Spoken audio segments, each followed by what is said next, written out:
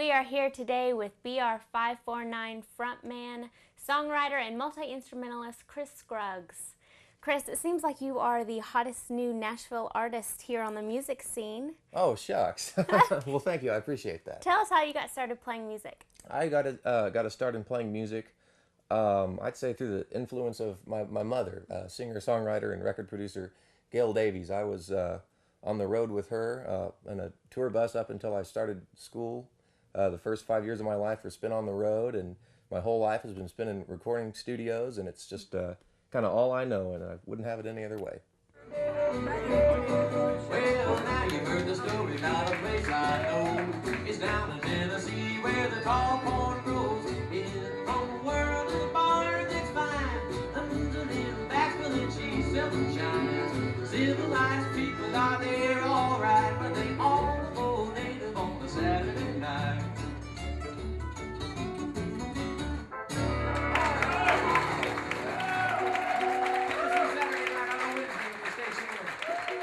Well, I've noticed that old country and western swing non-pedal steel guitar music has really made a comeback. How did you get started playing this style? I got started playing steel without any pedals back when I was 17 years old, thanks to a guy named Johnny Seibert who played steel on all of Carl Smith's hit records. I'd heard that he'd retired and had gotten himself a day job, and so I just went down to where he was working and just had a 6-string lap steel with me and asked him to just show me some of his kickoffs and turnarounds to some of those old Carl Smith records. And he was kind enough to do that for me, and I've been hooked ever since.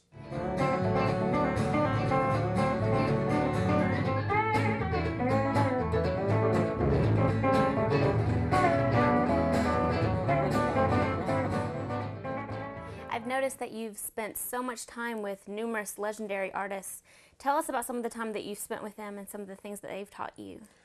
I feel very lucky growing up in Nashville, Tennessee, to have access to some of these great players. People like Harold Bradley and Billy Robinson and Buddy Spiker and Bob Moore and Buddy Harmon and guys who really wrote the book on how to play country music.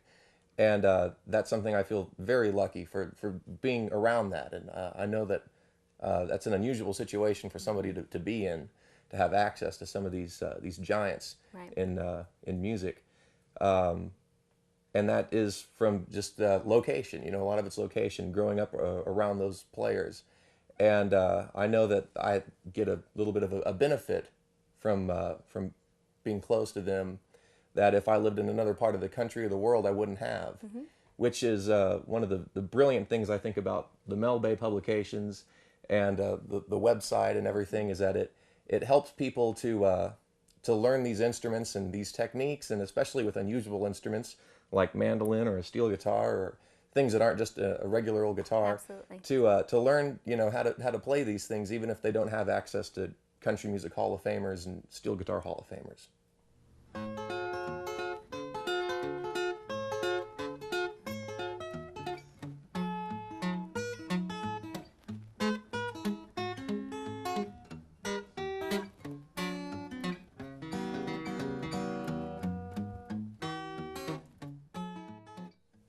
Well, tell us about Anthem. Anthem is a record that I just had come out this last October. I recorded it in Tucson, Arizona, at a studio called the Wave Lab, where a lot of more rock and roll artists record, like Nico Case and Calexico, Richard Buckner, Giant Sand, people along those lines. And I thought it would be nice to get back to recording on tape, you know, get kind of the more old, warm sound that you get with tape. And I just think there's a really nice vibe going on out there. And I thought it was a good place to take some of the new songs I have. You know, I have a reputation for playing kind of traditional country, but with this record I wanted to bridge a lot of different things together. You know, a little bit of kind of a psychedelic British invasion kind of feel, and a little bit of the old country western swing dynamic and aesthetic. And I thought that was just the perfect place to do that, was out there in the Arizona desert. And I'm very proud of the record. Absolutely. My sweetheart is gone and I'm so lonely. She says that she and I was through. So I started drinking for pastime, driving nails in my coffin over you. Chris, tell us why you decided to play a steel without pedals.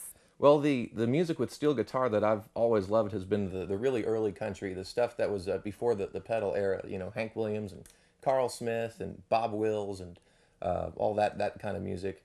And so I started playing a steel without pedals, and I kind of got a little too deep in stylistically to where if I switched over to pedals, I think actually, even while it would give me a lot more options, I think I would lose a little bit of the style I've developed. And that's one of the beautiful things I think about steel without pedals, is it gives so much room for the individual player to have their own sound and style.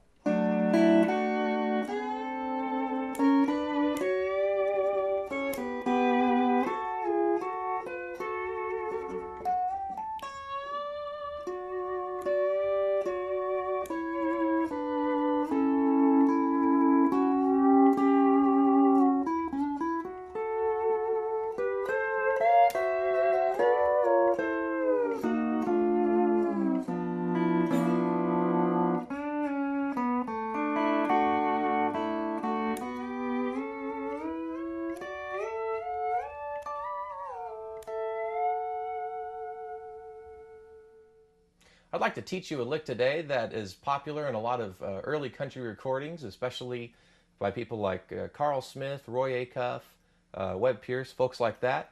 It's kind of a yodel melody, and it goes like this.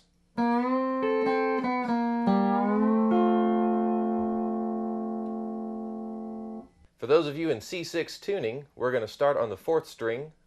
Mind you that this should be C6 with an E string on top. We're going to start on the 4th string, which is the G. We're going to start on the 3rd fret to play this lick in the key of F, and we're going to pick the 4th string and we're going to slide up a full step. Then we're going to play the 1st string, which is E, on the 5th fret. Then we play the 4th string again. Then we slide down 2 half steps. And then we're going to play the 5th string, which is the lower E. And then we're going to slide it up a full step and play the 2nd string, which is the C on the 5th fret. So when you put it all together, you've got...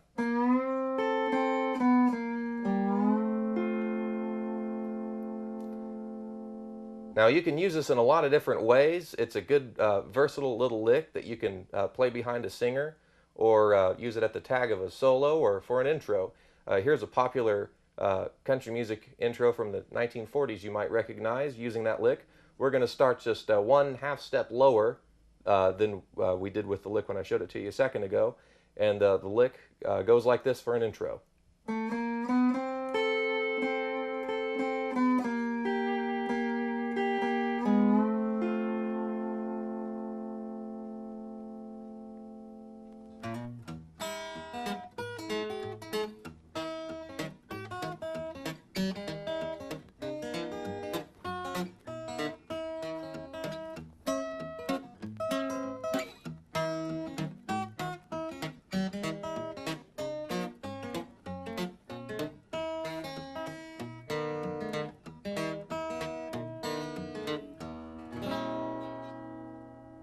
Well, Chris, thank you so much for inviting us into your studio and taking the time to talk with us today. Well, thanks for talking with me. I've enjoyed it.